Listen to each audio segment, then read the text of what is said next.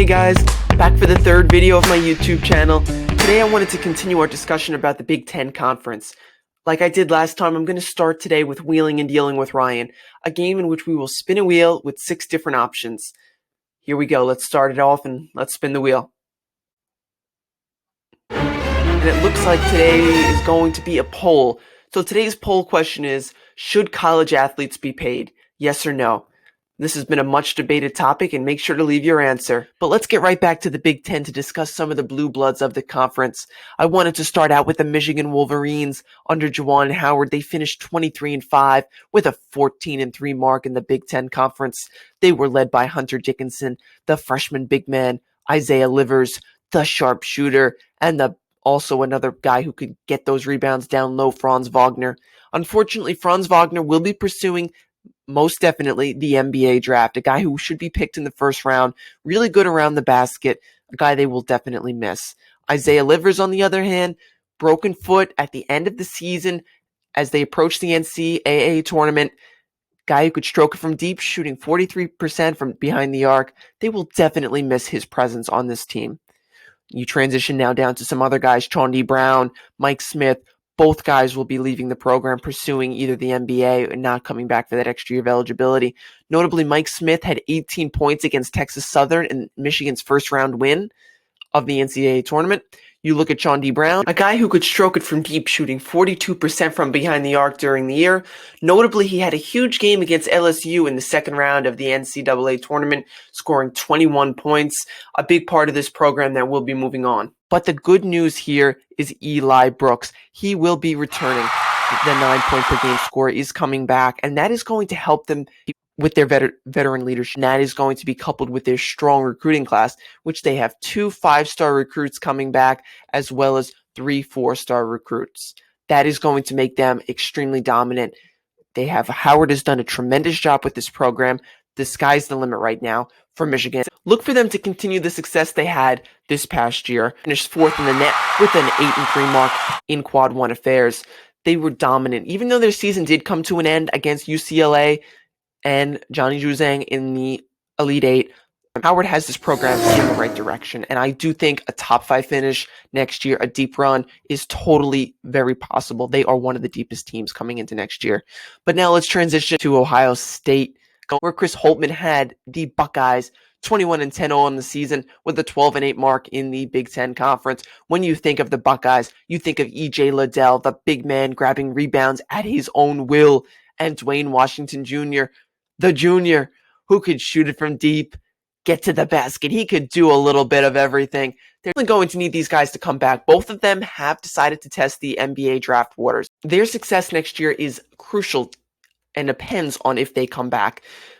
You saw Washington during the year. He was a guy who dropped 32 points against the Illini in the Big Ten championship game. He shot 85% from the free throw line. Do a little bit of everything, like I said. E.J. Liddell, 6.5 rebounds per game approximately, and scored 23 in their stunning first-round loss to Oral Roberts. These guys are big, but if they don't come back, look to Justice Sueing, the 10-point-per-game scorer, guy who's definitely going to have to step up, coupled with the 5-point-per-game scorer Zed Key, the Long Island. We have breaking news coming from Columbus, Ohio. The 6'8 senior from Canton, Ohio, Kyle Young, has decided to use his extra year of eligibility. He scored 8 points per game for the Buckeyes and shot 43% from deep. Notably, he scored 18 points against Purdue in the Big Ten tournament. This is huge news for the Buckeyes. And furthermore, we have also just found out that big man Joey Brunk will be coming and transferring to Ohio State. He played 3 years at Butler and a year at Indiana. This is big news, and this makes Ohio State a contender heading into next year.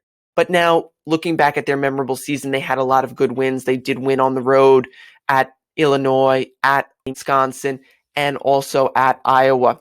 They were big-time wins when they needed it most.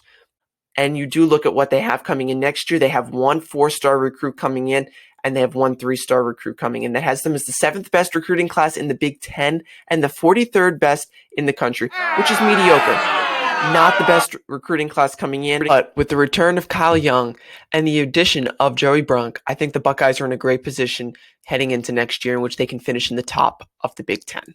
But now let's head to East Lansing to cover the Michigan State Spartans and Tom Izzo. A blue blood as an 11 seed? Can you believe it? Tom Izzo and the Spartans had an underwhelming season, finishing 15-13 overall with a 9-11 mark in the conference. After being projected to finish in the top 25, the Spartans had an extremely underwhelming season. They were led by junior stud Aaron Henry and the leadership of senior Joshua Langford. Joshua Langford will not be coming back for that extra year of eligibility, and the same can be said about Aaron Henry. He has decided to pursue the NBA draft, and he has hired an agent.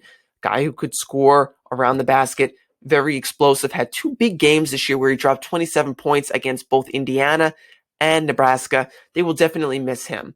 When you now transition down to Rocket Watts, a guy that also had a big role, 7-point per game score. Notably, he dropped 20 points against Duke in an early season win. He is also going to be leaving the program. He has entered the transfer portal.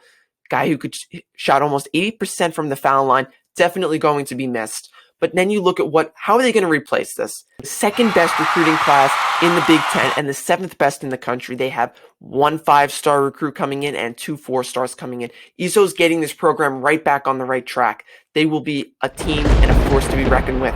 And that's not to say they even went further. In the transfer portal, they had added the 18-point per game scorer, Tyson Walker from the Northeastern Huskies. He will be a guy that is going to step in, have an immediate impact on this program.